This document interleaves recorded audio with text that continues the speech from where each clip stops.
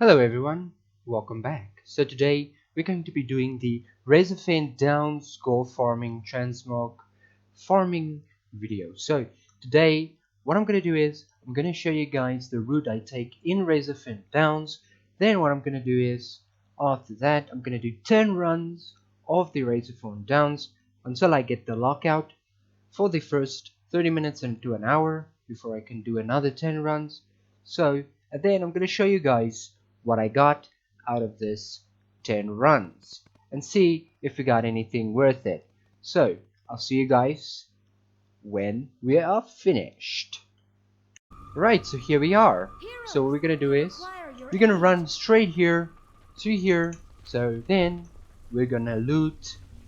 So as we go, sadly this dungeon doesn't have anything good. Let me just start that up. Looks like it is started up yet. So let's go. Okay, so we're gonna take this route. We're gonna kill all these stuff. So then we're gonna just loot because there is sadly no other way to be able to do this, like pulling all the mobs and then doing it. You know, there is just sadly no way for us to do that. And also, these treasure chests seems to be there's one over here. So what you're gonna do is you're definitely going to be able to loot these treasure chests, because I think there is a maximum of 3. So we're just gonna go ahead and we're just gonna kill these spiders and we're gonna loot. And then what we're gonna do is we're gonna ring this gong, right? So after we ring the gong, all these spiders will just go haywire and the boss will be spawned. And with the boss being spawned, we can just kill the last remaining spiders, and then this will be open, and then we can go ahead and do this. So let me just speed up here. So then we're going to go up here. We're going to kill all these, as you guys can see here. Remember to kill all of them. So then there's also treasure chests hidden over here somewhere. It's not in here. No, it's not. So show you guys. So then if we go here, there's no treasure chests. Okay, so usually there is like 2 here, or 1 that's going to spawn, but it looks like it's going to be deeper into the dungeon. So then we're gonna go over here, gonna go over this bridge. So yeah, well, this is optional if you guys really want to kill this boss, right? But sometimes he does drop. Now these undeads and just these skeletons doesn't drop any good loot, but this boss sometimes does drop green or anything, so it's going to be worth it to go ahead and kill him if you really want to. But if you don't want to, you don't have to, so you can just jump down here and you can just continue the run.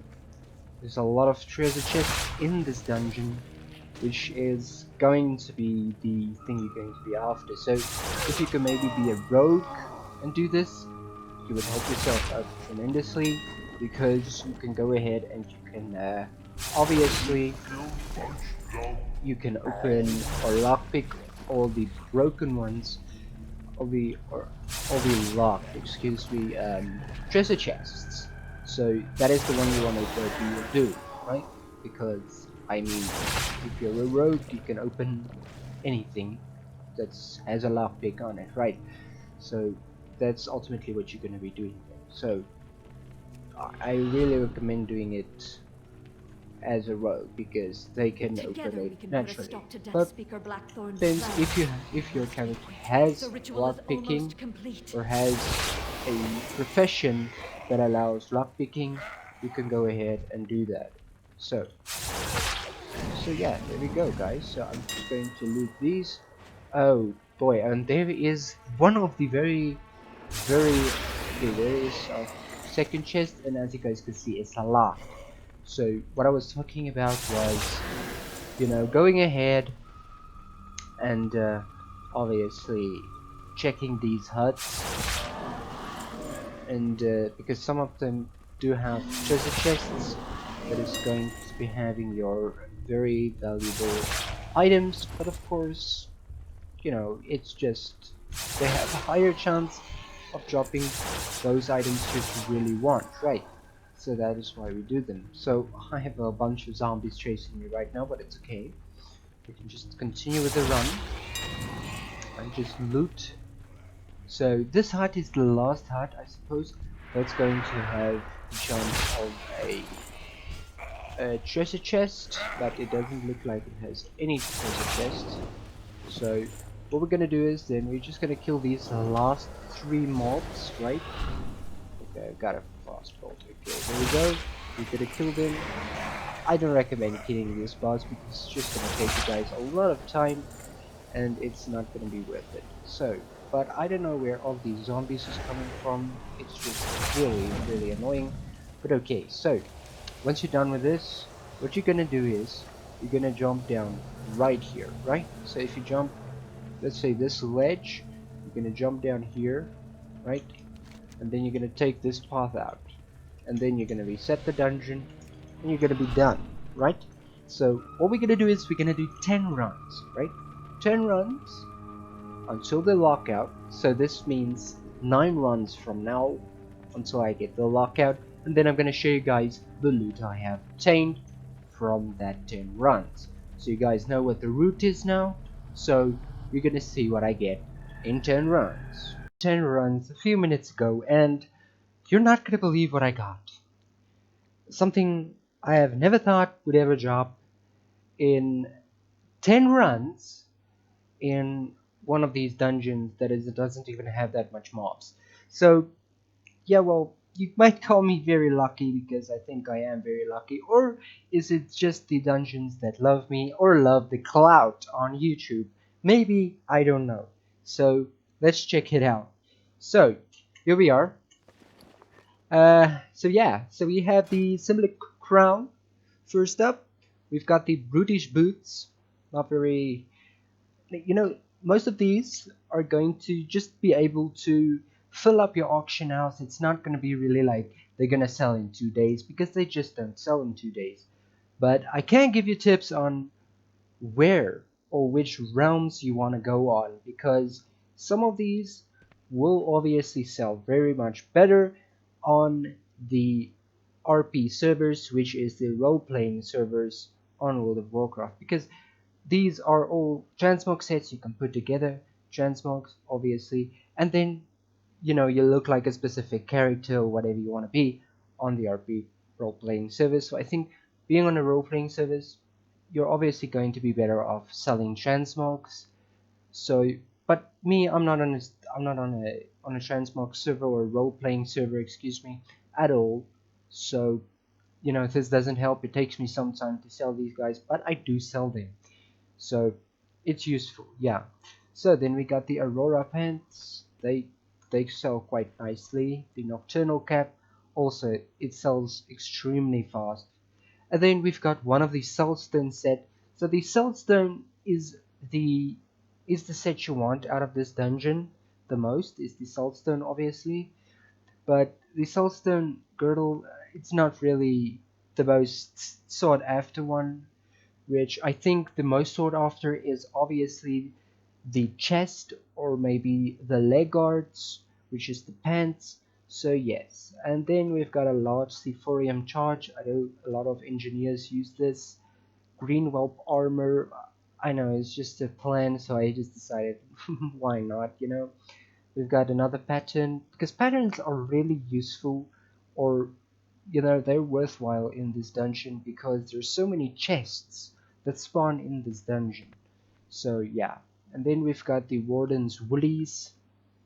I've got the Symbolic gauntlets. Symbolic is also one of the ones that you want, one of the sets that you want to be able to get out of this dungeon because they sell quite nicely.